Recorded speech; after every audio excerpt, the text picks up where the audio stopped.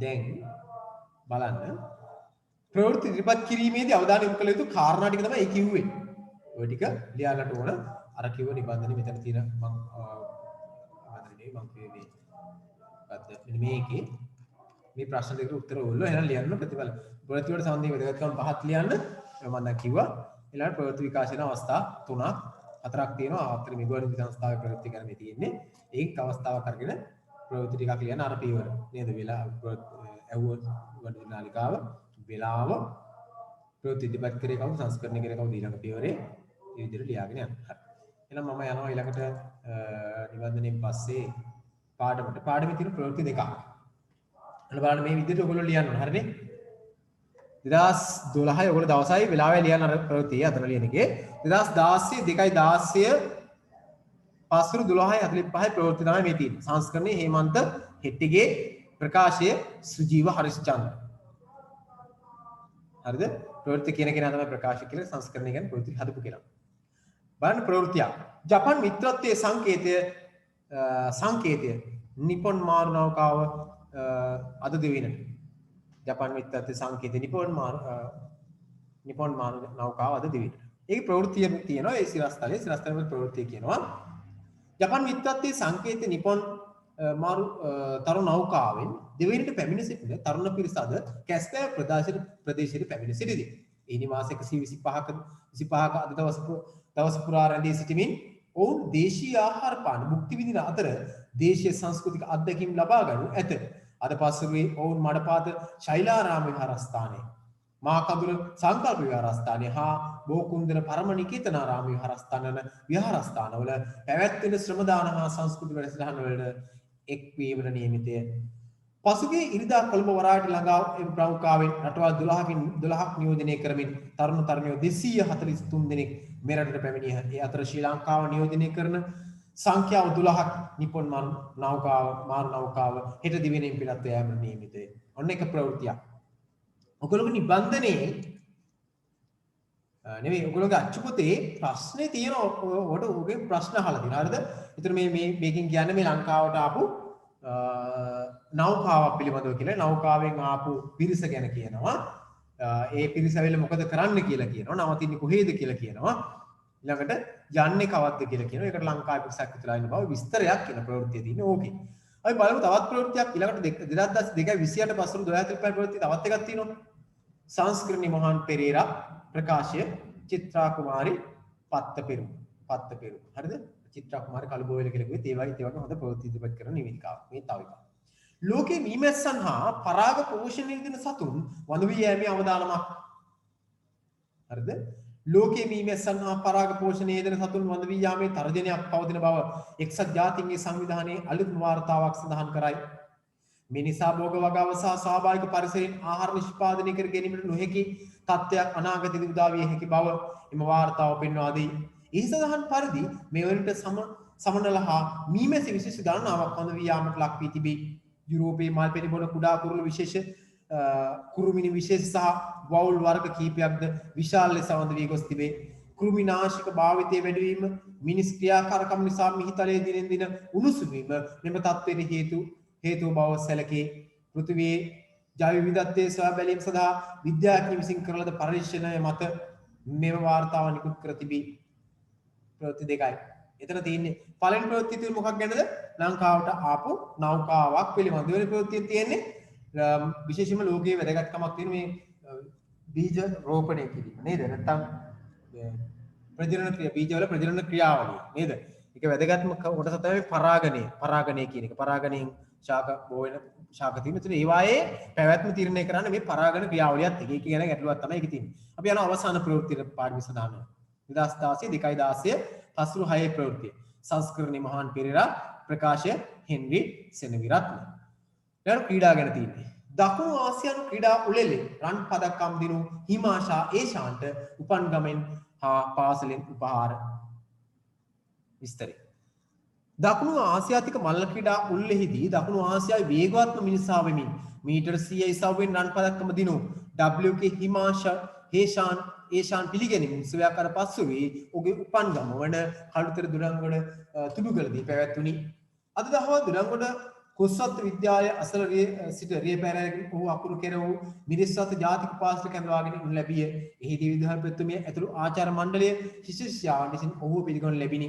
දොළංගොඩ නගරයේ පැවති පිළිගැනීම් උත්සවයේ දොළංගොඩ ප්‍රාදේශීය ලේකම් තිලංකා වෙතසිංහ මහත්මියගේ ප්‍රධානත්වයෙන් පැවැත්විනි. එහිදී හිමාංශ ඒෂාන්ට සමරු තිලනයක්ද පිරිනැමුණි. දැන් ප්‍රවෘත්ති තුනක් කියන විශේෂ පාඩ තුනක් යටතේ එකක් ලංකාවට පැමිණි නෞකාවක් ගැන, දෙවෙනි එක ලෝකයේම අවධානය වෙච්ච පරාගන ක්‍රියාවලියක් පිළිබඳව සාකච්ඡා කරන එකක්, තුන්වෙනි එක ක්‍රීඩා පුවතක්. හරිද? ඒතර සාමාන්‍ය අවබෝධ ප්‍රවෘත්තියක් තියෙනවා, අලුතින් දැනගත යුතු ප්‍රවෘත්තියක් තියෙනවා, ඒ වගේම විශේෂ ක්‍රීඩා පිළිබඳ ප්‍රවෘත්තියක් තියෙනවා. බලන්න අවබෝධයේ ප්‍රශ්න තුන ඔයගොල්ලෝ කියව ගන්න මේකේ කියන කාරණා ටික. පළවෙනි ප්‍රවෘත්තියෙන් කියවෙන්නේ කුමක් පිළිබඳද කියලා. මොකක් ගැනද පළවෙනි ප්‍රවෘත්තියෙන් කියවෙන්නේ? පළවෙනි ප්‍රවෘත්තියෙන් කියවෙන්නේ ලංකාවට පැමිණි නෞකාවක් පිළිබඳව. මොන්න තව විස්තර කරලා කියන්න පුළුවන් නේද? ජපානයේ සිට ලංකාවට පැමිණි නෞකාවක් පිළිබඳව. බලමු ඊට වඩා වෙන තව පොඩක් උත්තරය හදාගත්තොත් අපි. ඊට වඩා වෙනස් විදිහට උත්තරයක් හදාගත්තොත්. ලංකාවට පැමිණි නෞකාවක් පිළිබඳව. තවදුරටත් විස්තර කරලා ගත්තොත් එහෙනම් කොහොමද අපිට කියන්න පුළුවන්?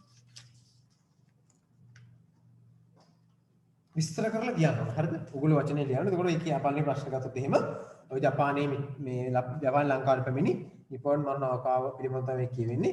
එතකොට ඒකේ රටවල් 12ක තරුණයන් පිරිසක් පැමිණිලා බව සඳහන් වෙනවා. ඒ වගේම පැමිණි පිරිස 243ක් නිවාස 25ක දවස් පුරාණ දේශයට මෙරට ආහාර පාන හා දේශ සංස්කෘතික ගැන අවබෝධ ලබා ගන්නවලු. විහාරස්ථාන කීපයක සමාදාන සංස්කෘතික රැස්තන් වලට සහභාගී වෙනවා කියලා. ඔක තමයි මේකේ තියෙන පළවෙනි ප්‍රශ්නෙට උත්තරේ.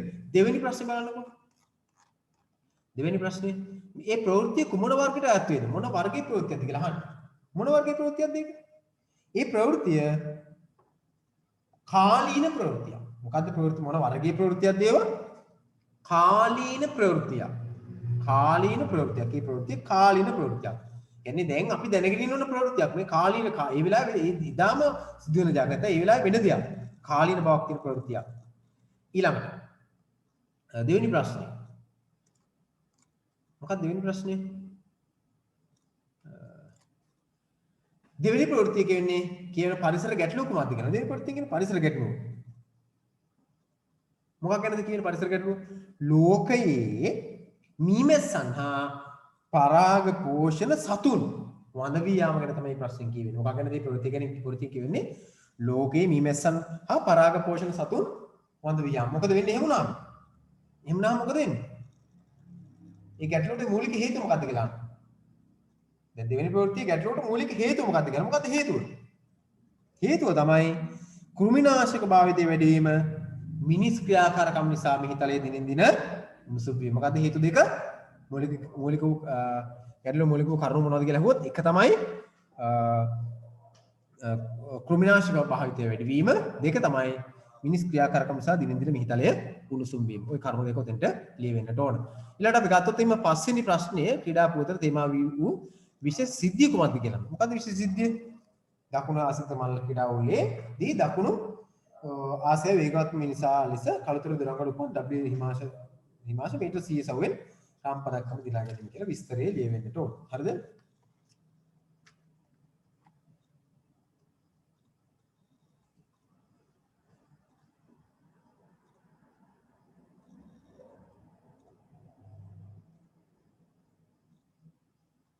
හරි මම හිතනවා ඔයගොල්ලෝ යම් අදහසක් ඉදිරි කරන්න ඇති මේ කියන කාරණාත් එක්ක ඒ කියන ලෝක අමාරු පාඩමක් නේ. නමුත් ප්‍රවෘත්ති කියන අදහසක් උඩට දාලා අදහසක් උඩට එන්න ඕන. ප්‍රවෘත්ති පිළිබඳ සමස්ත අදහස ඔයගොල්ලන්ට එනවා. මම අර කිව්වා අභ්‍යාසය කරාම අර නිබන්ධනයේ තියෙන අභ්‍යාසය කරන්නේ. අභ්‍යාසය කරාම ඔය ප්‍රවෘත්ති පිළිබඳ යම් අදහසක් ඉදිරි ගැනීමේ හැකියාව තියෙනවා.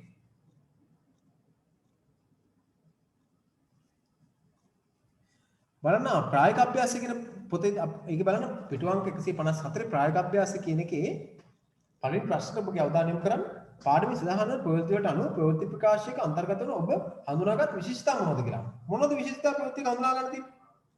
කීපයක් නිකන් මතක් කරමු. මොනවද තියෙන විශිෂ්ටතා ප්‍රවෘත්තික හඳුනා ගන්න?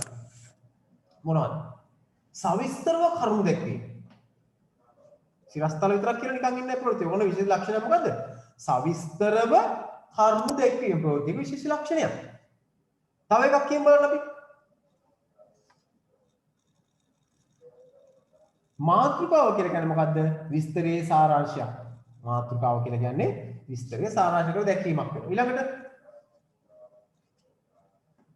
ප්‍රවෘත්තියේ සිරස්තලයෙන් ප්‍රකාශ කරන කරුණු අතර මනා සම්බන්ධතාවයක් තියෙන එකත් තව විශේෂ ලක්ෂණයි. ඊළඟට ප්‍රවෘත්ති විශේෂයෙන්ම සරල භාෂාවකින් ඉදිරිපත් කරන මේ වගේ කරුණු කීපයක් විශේෂ ලක්ෂණ කීපයක් අපේ ප්‍රවෘත්ති වල හඳුනා ගැනීමේ හැකියාව තියෙනවා. ඊළඟ ප්‍රශ්නේ මම අර අතන අභ්‍යාසක ඉදිරියට කරලා තිනවා. මෙන්න මේ ප්‍රශ්න උත්තරේ පොඩ්ඩක් බලන්න. පාසල සිදුර දාල ගුවන්විදුලි ප්‍රවෘත්ති ප්‍රකාශන නිර්මාණය කරනවා. මිනිසා ප්‍රථම වාට සඳමත පාතපු දින විකාශය ප්‍රවෘත්ති ශ්‍රී ලංකාව මේ දින මුහුණ පාවන සිට උග්‍ර නියඟේ ශ්‍රී ලංකා ක්‍රිකට් කණ්ඩායමේ ලෝක කුසල ජයග්‍රහණය. පුළුවන් නේද ඔක ලියන්න? දැන් උදාහරණයක් විදිහට ගත්තොත් මේ හිතමු.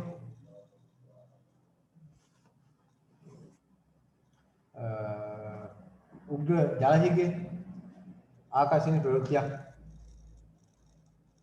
ප්‍රවෘත්ති සිරස්තලයක් ඉදිරියට අරගෙන ඉවරලා ඒකේ තියෙන විස්තරය ලියන්න උදාහරණ ප්‍රවෘත්තියක් ඉදිරියට ලියන්න හදනවා.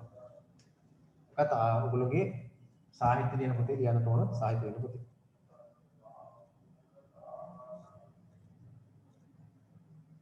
අපි යමු මේ ව්‍යාකරණ කොටසට. විරාම ලක්ෂණ කියන කොටස නිබන්ධනය ගන්න. නිබන්ධනයේ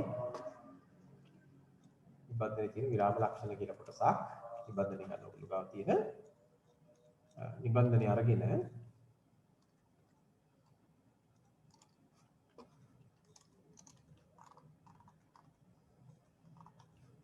දෙවෙනි පිටු අංක 3 ව්‍යාකරණ විමසුම කියන තැනට ගිහිල්ලා බලන්න විරාම ලක්ෂණ පිළිබඳව මෙන්න මේ නිබන්ධනේ ව්‍යාකරණ විමසුම විරාම ලක්ෂණ යන මොනවද කියලා අහලා තියෙනවා. විරාම ලක්ෂණයක් කියලා කියන්නේ මොකක්ද කියලා අපි අහනවා. මොකක්ද විරාම ලක්ෂණයක් කියලා කියන්නේ? ඒ ගැන අදහසක් අපිට තියෙනවා. මොකක්ද විරාම ලක්ෂණයක් කියලා කියන්නේ? විරාම ලක්ෂණයක්. විරාම ලක්ෂණ ඉතින් ලියාගෙන මෙහෙම විරාම ලක්ෂණයක් යනු විරාම ලක්ෂණයක් යනු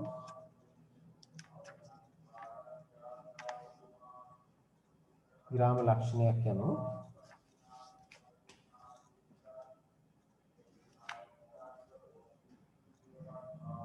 ලේඛනය තුල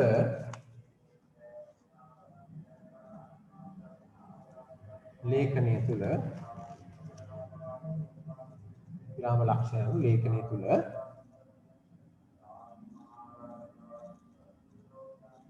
භාවිතා කරන ලේඛන තුල භාවිතා කරන සංකේත විශේෂයකි. සංකේත කියන්නේ විරාම ලක්ෂණ කියන සංකේත විශේෂය. ලේඛනේ භාවිතා කරන සංකේත විශේෂය.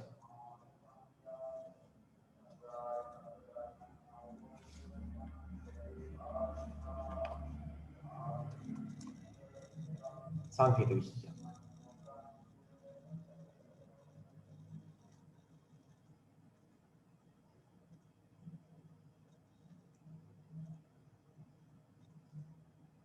එතන ලියන්නේම කතා කිරීමේදී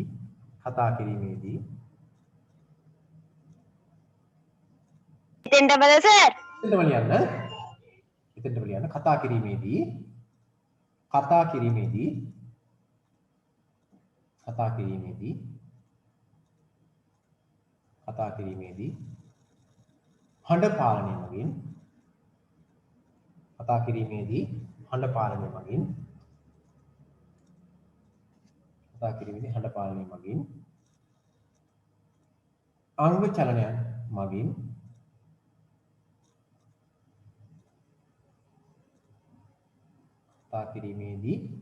හඬ පාලනය මගින් අංග චලනයන් මගින්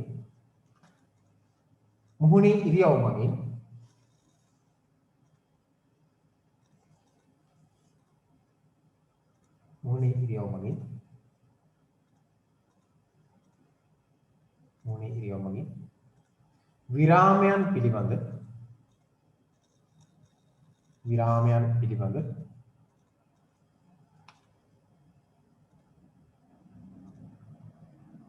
විරාමයන් පිළිබඳ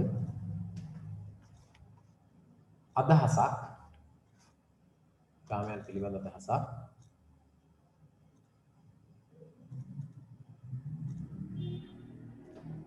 ලබාගත හැකිවද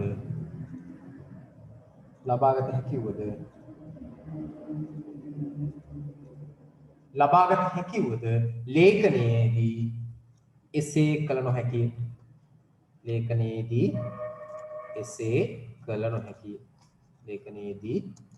එසේ කළ නොහැකි දැන් ඔයගොල්ලන්ට මෙන්න මේ මෙතන තියෙනවා ඔයගොල්ලෝ නිබන්ධනය බලන්න ඩිවිෂන් නිර්දේශය කලින් ඉගෙන ගන්න ටිකක් තියෙන ඉස්සෙල්ලා පොතේ තියෙන ටික නෙවෙයි ඉස්සෙල්ලා තියෙන්නේ කලින් ගන්න ටික. පළවෙනි එක තමයි තිත, දෙවෙනි එක තමයි කොමාව, තුන්වෙනි එක තමයි කාකපාදේ, හතරවෙනි එක තමයි තිත්පෙත්. හරිද? මෙන්න මේ ටික ඔයගොල්ලෝ කලින් ඉගෙන ගන්න. තිත ඉස්සරහින් වරහන් ඇතුළේ නිකන් තිතක් දාගන්න නිකන්. එතන තිත එක තෙන් ඉස්සරහින් ඉරක් ගහලා තිතක් තියනවා. සංකේතය ලියන්න දෙනින්. තිත කියන තැන ඉස්සරහින් ඉරක් ගහන කෙටි ඉරක් මෙහෙම කෙටි ඉරක් ගහලා තිත සංකේතවත් කරනවා. ඊළඟට දෙවෙනි එක තියෙන්නේ දැන් එතන ඉස්තැම් පේන දෙකක් තියෙන්නේ ඔයගොල්ලෝ මෙතන ඉගෙන ගන්න ඕන එකක් නෙවෙයි මේක. මේ කලින් ඉගෙන ගත්ත ඒවා මතක් කරගන්න තමයි විස්තර වල තියෙන්නේ. තිත යෙදෙන පොඩි වැකි දෙකක් ලියන්න තියෙන්නේ. ඔකට කරන්න පුළුවන්. තිත යෙදෙන වැකි දෙකක් ලියන්න. ඊළඟට කොමාව. එතන ඉස්සරහින් ඉරක් ගැහුවා කොමාවක් තිබුණා. දෙකක්. කොමාව යෙදෙන අවස්ථා දෙකක් ලියන්න ඉඩ තියලා තියෙනවා. තුන්වෙනි එක කාකපාදේ.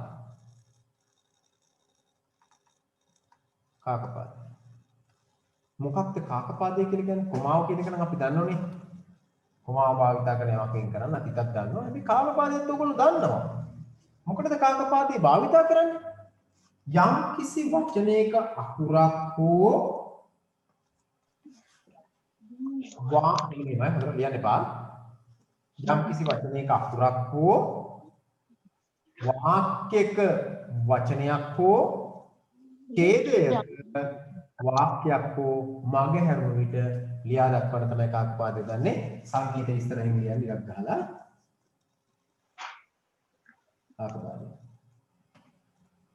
කාකපාදේ ඔයගොල්ලෝ දන්නවා.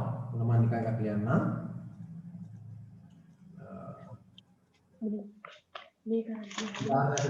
අමර කියලා ලියනකොට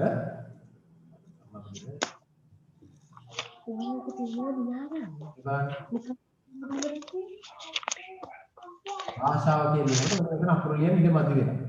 අන්න ඒක වාදයක් වෙනවා. ඉස්සරහින් භාෂාව කියන්නේ. මේ අකුරු මේ දන්නවා අපි දන්නේ කොට මතක් කරන්නේ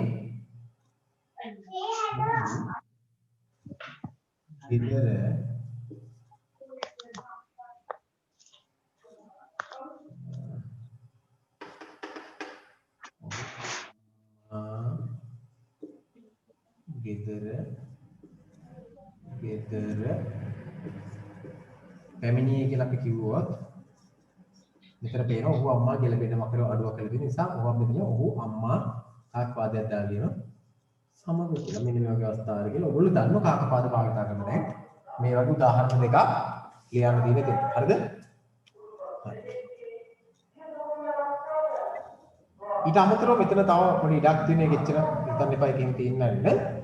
ඔයගොල්ලෝගේ දැන් ඔන්න විෂය නිර්දේශිත අභ්‍යාස ටිකක් තියෙන්නේ. පළවෙනි එක තමයි මේ තිත්පෙළ භාවිතා කිරීම පිළිබඳව ඉගෙන ගන්න එක.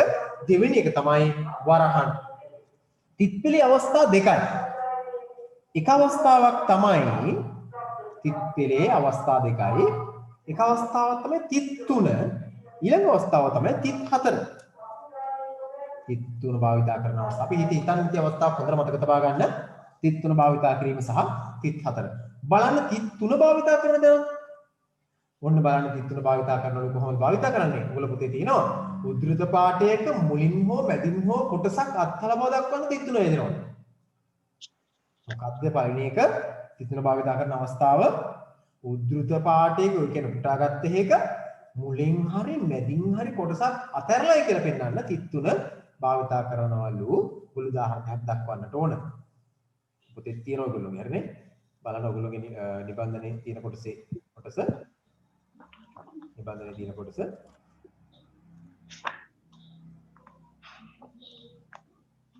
මුලින් හරි මැදින් හරි අගින් හරි කොටසක් අත්හලා බව දක්වන්න ඉන්නේ කියලා තමයි තියෙන්නේ.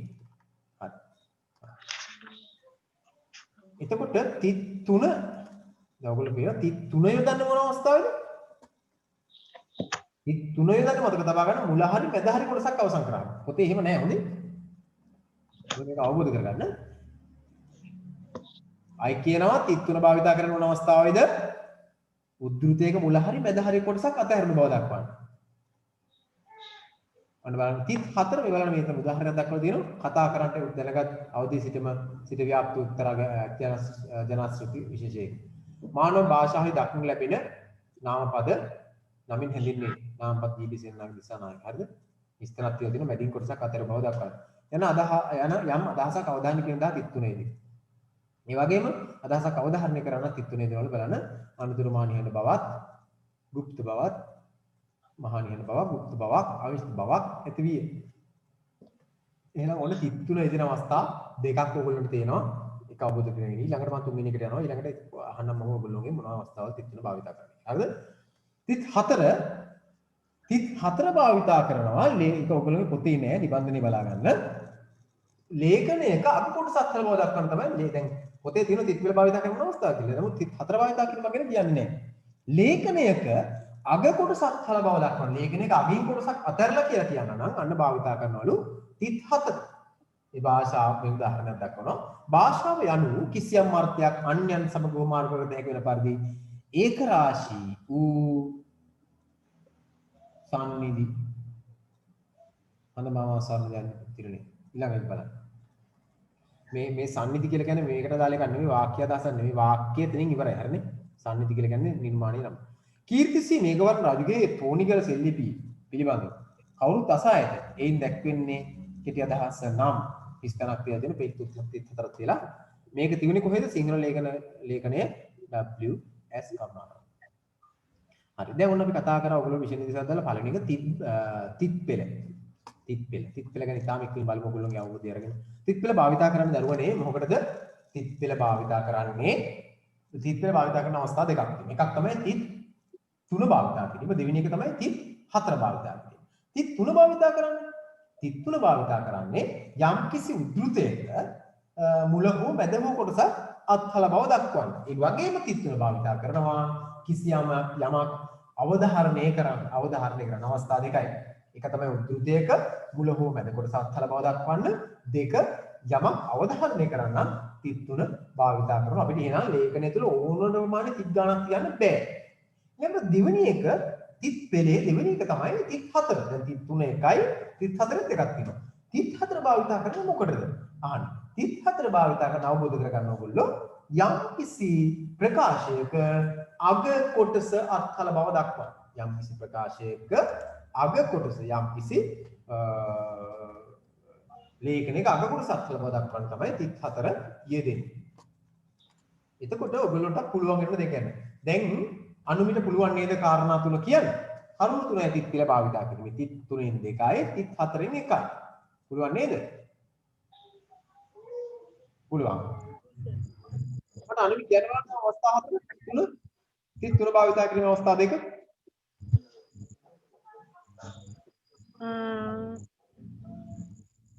අග්ගාල මතක් කරන මේක හරියට අහගෙන හිටියනම්. මේක තිබුණාට වැඩක් නෑ අපිට. වාක්‍යක මුලින් ඔය කියන බලන්න. වාක්‍යක මුලින් හෝ අගින් වාක්‍යක නෙවෙයි දරුවෝ. මොකද උද්ෘතයක් වෙන්නට ඕන. උද්ෘත පාඨයක මුල හෝ මැද කොටස අත්හල බව දක්වන්න. දෙවෙනි එක මොකක්ද? ඒකේ. ඉතින් මම අවධාරණය කරන්න භාවිත කරනවා. අවධාරණය කරන්න. මලිදු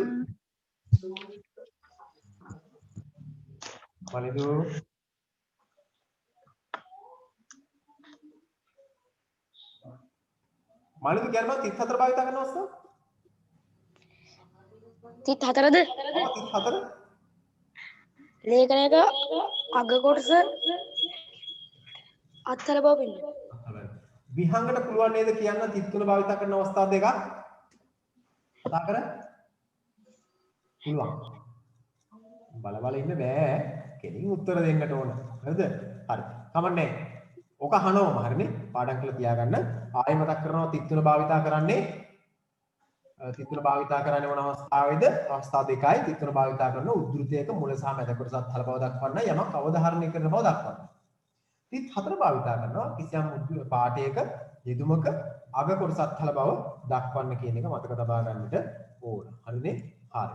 ඊළඟට මම යනවා ඊටාම ඉක්මනින් අවසාන අපේ මේ ව්‍යාකරණ කොටසේ අවසාන එක වරහන් භාවිතය. වරහන් සරල වරහන් භාවිතය. සරල වරහන් භාවිතය, සංගල වරහන් භාවිතය. සරල වරහනක් වරහන් වර්ග දෙකයි තිත් පෙළ අවස්ථා දෙකක් වගේම සරල වරහන් භාවිතත් අවස්ථා දෙකයි. එකක් තමයි සරල වරහන් භාවිතය. සරල වරහනක් දානවා කියන එකේ අදහස. ඒ උදාහරණ වලින් ඔබට පේනවා සරල වරහන් භාවිතා කරන අවස්ථා ආයෙ විස්තර කරන්න අවශ්‍ය නැහැ. මේ උදාහරණ දක්වලා තියෙන සේරම හරිනේ. ඔක්කොම උදාහරණ දක්වලා තියෙන්නේ බලන්න මේ පළවෙනි එක උදාහරණ පළවෙනි එක සරල වරහන් භාවිතා කරන. ඒ කියන්නේ අපි යමක අන්තර්ගතය වැඩිදුරටත් විස්තර කරන සරල වරහන් භාවිතා කරන බව තමයි මේක මේ කියන්නේ. ඔයගොල්ලෝ නිබන්ධනයේ එක තියෙනවා ඒක බලා ගන්න. සරල වරහන් භාවිතා කිරීම. ඒකක් තමයි යම් ප්‍රකාශයක් වැඩිදුරට පැහැදිලි කිරීමෙන් සරල වරහන් භාවිතා කරනවා. යමක් මොකක් කර පැහැදිලි කරන මොනවද ඔයගොල්ලෝ කියන වරහන් විතර ලියා ගන්න කියලා මොනව කරනකොටද සටහන් ලබා දෙනකොට. ඒ වගේම අක්ෂර අංක ආදී ආශ්‍රිත පිළිලක්ෂ කොටසක් දැක්වීම සරල වරහන් භාවිතා කරනවලු. ඊළඟ කිසියම් කාල සීමාවක් දැක්වීමේදී සරල වරහන් භාවිතා කරනවා. දැන් සරල වරහන් භාවිතා කරන අවස්ථා තුනයි. එක තමයි මොකක්ද? යමක පිළිබඳ විශේෂයෙන් විස්තර කර දක්වන එක. දෙවෙනි එක තමයි අංක වරහන් කර දක්වන අවස්ථාව නේද? ඊට පස්සේ වර්ෂ වරහන් කර දක්වන අවස්ථාව. ඊළඟට සරල සංගල වරහන් වලට අපි ගියොත් එහෙම වරහන් තුල ඇතුළු විය හැකි ප්‍රකාශයක සරල වරහන් සහිත කොටසක් පවතින බව නම් අන්නේම ප්‍රකාශනයක් ආපහු සංගල වරහන් මගින් දක්වන්නට ඕන. දැන් මේ බලන්න. දැන් මේ තියෙනවා ඔයගොල්ලෝගේ පොතේ විනාඩි 15ක් සඳහා අවසානයේ තියෙන 150 පිටුවේ වරහන් තුල දෙකේ යුතු ප්‍රකාශයක සරල වරහන් නිදින වාඩයක් ඇත්නම් ඒ මුළු ප්‍රකාශයම සංගල වරහන් තුල යොදනු ලැබේ. මොකක් හරි දෙයක් දැන් මුළු මේ සමස්ත වැකීම වරහන් කරන්න ඕන නම් ඒ වරහන් ඇතුලේ තව වරහනක් එනවා නම් සමස්ත වැකී ඇතුලේ තියෙන කොටස සරල වරහනක් දාලා එළියේ තියෙන කොටසත් වරහන් කරනවා ඒකට තමයි දක්වන සංගල වරහන. ඔක තමයි මේ කියන්නේ. මේක අමාරු කොටසක් නෙවෙයි. අවසාන වශයෙන් කාකපාදය විශ්ලේෂණය කතා කරා. කාකපාදය මේ තියෙන මගේ හැම අකුරක් පදයක් හෝ සමය දැක්වීම කාකපාදය දෙනවා කියලා කියන උදාහරණ සහිතව දක්වලා තියෙනවා. හරිනේ. නිසා මේක අමාරු නෑ. ඊටම ලේසි කොටසක්. ඔයගොල්ලෝ මේ අභ්‍යාසය කරන්න ඕන. නිබන්ධනයේ ඔයගොල්ලෝ කරන්න තියෙන බොහොම පොඩි කොටසක්. ඔයගොල්ලෝගේ අච්චු පොත අරගෙන ව්‍යාකරණ පොත අරගෙන දැන් ලියන්නේ මම කළු ව්‍යාකරණ පොත අරගෙන ව්‍යාකරණ පොත ගන්නකො. ඒක කරන විදිහ මම කියන්නේ. ව්‍යාකරණ පොත ගන්න. ව්‍යාකරණ ලියන පොත අරගෙන ඉවර ලියන්න මාතෘකාව විරාම ලක්ෂණ කියලා. විරාම ලක්ෂණ කියලා. ඔතන අභ්‍යාසයක් තියෙන ඔයගොල්ලෝ කරන්න. ඒ තමයි. දැන් ඔයගොල්ලෝගේ පොතේ තියෙන විරාම ලක්ෂණ 3යිනේ. විරාම ලක්ෂණ 3යි තියෙන්නේ පොතේ. මොනවද තියෙන විරාම ලක්ෂණ 3? තිප්පෙළ වරහන් කාකපාදය. දැන් ඔතනට ඔයගොල්ලෝ මෙන්න මේ විරාම ලක්ෂණ ටිකත් ඔයගොල්ලෝ පොත් දැන් අපේ නිබන්ධනය කර විරාම ලක්ෂණ වලට අමතරව තව තියෙන විරාම ලක්ෂණ. අන්නේ ඔක්කොම ඔයගොල්ලෝ දන්න සියලුම විරාම ලක්ෂණ ඔතනට ඔබේ සටහනේ ලියන්න ඕන. කියන්නේ විරාම ලක්ෂණ උදාහරණයක් විදිහට ගත්තොත් අපි මේ නිබන්ධනය ඉවර ගන්න ඔයගොල්ලෝ ඉතින් පටන් ගන්න. මෙන්න මෙහෙම හිතන්නකෝ ඔයගොල්ලෝ. මෙහෙම හිතන්නකෝ. දැන් ඔබ ව්‍යාකරණ පුතාගේ මාතෘකාව ලියුවා විරාම ලක්ෂණ කියලා. විරාම ලක්ෂණ කියලා. ඒකේ විරාම ලක්ෂණ කියලා ලියලා අංක එක ලියලා අපි නිබන්ධනයේ ලියුවා වගේම පළවෙනි විරාම ලක්ෂණය තමයි තිත. තිත කියලා ලියලා ඉරක් ගන්න යොදලා ඉර ඉස්සරහින් අදාළ සංකේතය දාන්න. මෙන්න මේ විදිහට මොකක් හරි ඔයගොල්ලෝ දන්න විරාම ලක්ෂණය ලියනවා. එතන පහලින් උදාහරණයක් ලියනවා. මෙන්න එක උදාහරණයක් ලියන්න එකයි. නිබන්ධන උදාහරණයට අමතරව හරිද? දෙක කියලා ලියනවා. ඊළඟට අපි දන්න විරාම ලක්ෂණය මොකද්ද? කොමා. කොමාව කියලා කියන්නේ ඒක පොතේ තියෙනවා. කොමාව මෙතනින් යෙදුවා උදාහරණ 1ක් තියෙනවා. දෙකයි. තුන්වෙනි එක තමයි අපි දන්නෝ අපි කියනවා මේ කෙටි ඉර. දැන් ඔය පොතේ නැහැ. ඔන්න කෙටි ඉරක් යෙදුවා. ඒක යටින් උදාහරණයක් දෙන්න. උදාහරණ කෙටි ඉර දෙන්න උදාහරණයක් දෙන්න. 4. ඊළඟට ඇල ඉර කියන එක යොදන්න. හරිද? 4යි. ඊළඟට පහ පස්සේ එක. මොකක්ද? හර්ෂාදී ලකුණ. හර්ෂාදී ලකුණ කියලා ලිව්වා. හර්ෂාදී ලකුණ ලියුවා මෙතනින් අලංකාර කරා යටින් උදාහරණ දක්වන්න. හැම එකෙම උදාහරණ එකක් දක්වන්න උදාහරණ. 5 6 මොනවද? තව ගන්න පුළුවන් අපිට. මෙන්න මේ උදාහරණයකට පෙරලිකම, තනි උඩුකම, යුගල උඩුකම විතර අපිට පුළුවන්නේ. අන්න ඒ වගේ තියෙන ඔක්කොම ටික මේ පොතේ තියෙන කොටස් තුනට අමතරව තියෙන සේරම ටික උතන ලියන්න. පොතේ තියෙනව ලියන්න එපා. පොතේ තියෙන විරාම ලක්ෂණ තුන තියෙන්නරලා අනෙක් විරාම ලක්ෂණ ටික ඔක්කොම අරගෙන ඉවරලා ඔයගොල්ලෝ දන්නේ දැන් මම මේ ටිකක් විතර ලිව්වා. තිත, කොමාව, කෙටි, රැළ, ඉර, හර්ෂාදී ලකුණ, නැත්නම් විස්මයාදී ලකුණ ළඟට ප්‍රශ්නාර්ථය නේද? ප්‍රශ්නාර්ථය ළඟට හත් වෙනි එක ගත්තොත් තනි උඩුකම අට ගත්තොත් යුගල උඩුකම ඔය විදිහට තියෙනනේ. ඒ හැම එකක්ම ඔයගොල්ලෝ මතක් කරගෙන හැම එකක්ම ලියන්න. 10කට වැඩි ලියවෙන්නට ඕන. පරිම උත්සාහ කරන විට වඩා ලියන්න. පොතේ තියෙනව නෙවෙයි. මෙන්න දැන් ඔයගොල්ලෝ දන්න ටික. පොතේ තියෙනව ලියන්න එපා. මතක තබා ගන්න. පොතේ තියෙනව ලියන්න නැතුව ඔයගොල්ලෝ මීට කලින් 6 වසරේ 7 වසරේ ඉගෙන ගන්න දේවල් ඊට කලින් ඉගෙන ගන්න දේවල් ඔක්කොම මෙතෙන්ට එකතු කර ගන්නවා. මම කියන ඔයගොල්ලෝ තේරුම් නැති. මෙන්න මේ අභ්‍යාසය කරන්න. මේ ටික ඔයගොල්ලෝ විෂය නිර්දේශය අද ඔයගොල්ලෝ පන්තිවල දාලා කොටසක් නෙවෙයි. ඉගෙනගෙන තියෙන කලින්. මේ වගේ ඉගෙන ගන්න නිසා විරාම ලක්ෂණ කියලා මාතෘකාවෙන් මේ ටිකත් ඔයගොල්ලෝ අනිවාර්යයෙන් සේවන කරන්නට ඕන. හරිද? එහෙනම් මොකක්ද ගැටලුවක් තියෙනවා අහන්න මේ සම්බන්ධයෙන්. මේ විරාම ලක්ෂණ මම මෙතන 8යි දක්වලා තියෙන්නේ. තව තියෙනවා. ඒ තියෙන්නේ අනිත් ඔක්කොම ඔතන ලියන්න. හරිද? හරි. ලියලා ඔයගොල්ලෝ කැම් එක ගාවට තියලා මට පෙන්වන්නත් ඕන ඊළඟ දවසේ. හරිනේ? හරි. කැම් එක ඔන් කරලා කවි කියන්න ඕන. ඒ වෙලාවට කැම් එක ඉස්සරහට මට පොත පෙන්වන්නත් ඕන වැඩේ කරලාද කියලා අභ්‍යාසය කරලාද කියලා. හරිද? ඒකත් සූදානම් කරගන්න ඊළඟ දවසේ. කරලා ටික බලා ගන්න පුළුවන් නේ. එහෙනම් ගැටලුවක් නැහැ නේද වෙනොත්? ඇත්තටම තව විනාඩි 10ක් 15ක් කරනවා නම් හොඳයි. මම ප්‍රශ්නේ තියෙන්නේ දැන් ඊළඟ පන්තියේ ළමයි බලන් ඉන්නවා. කෝ ලින්ක් එක කියලා දැන් කෝලුත් කරලා දැන් ඉගෙන ගන්නේ. ලින්ක් එක කොහෙද කියලා හොයන්න. ඉතින් ලින්ක් එක විනාඩි 5ක 10ක කලින් දැම්මම තෝරන දෙන යන කෝල් වෙනවා ඇති වෙන්නේ. ඒ නිසා මේ අදට ඉතින් අපි පන්තිය නවත්තනවා. ගැටලුවක් තියෙනවා අහනික්පන් කරලා. දැන් ඔයගොල්ලෝ ගෙදර වැඩ දුන්න කීපයක්. හරිද? ගණිත සංස්ථාවේ ප්‍රවෘත්තියක් අහලා ප්‍රවෘත්තියක් ලියන්න දෙනවා. කවි දෙකක් තියෙනවා. පාඩම් ක්‍රමයක කවි 4ක් පාඩම් කරගන්න. කවි 19 මම කැම් එකවුන්ට් කරලා. හරිද? සූදානම් වෙන මේ වැටි කරගන්න කොහොමද මේ වැටි ඔක්කොම කරන්න ඕන කොහොමද ඊළඟට විරාම ලක්ෂණ සම්බන්ධ අභ්‍යාසයක් කරන්න ඊළඟ දවසේ මම මේ ඔක්කොම කරලාද කියලා බලනවා ඔයගොල්ලෝ කරලාද කියලා බලන වෙලාවේදී ඉතින් මොකක් හරි වැඩ පිළිවෙලක් තියෙන්න බෑ නේද නැත්නම් මේක වැඩක් නැහැ නේ මේ විදිහට කරලා අපි එහෙනම් නවත්තමු කාට හරි ගැටලුවක් තියෙනවද විහංග සස්තර ගැටලුවක් තියෙනවද ඔයාලට නැහැ නේද නැහැ ඊළඟට අමිදු ප්‍රශ්නයක් නැහැ නේද ගැටලුවක් තියෙනම් අහන්න ඕන හරි. කාටවත් ගැටලුවක් මාළිතුර ගැටලුවක් තියෙද? නෑ. හරි. එහෙනම් හැම කෙනෙකුටම එහෙනම් සුබ රාත්‍රියක් වේවා. ආයිබෝවන්. ආයිබෝවන්.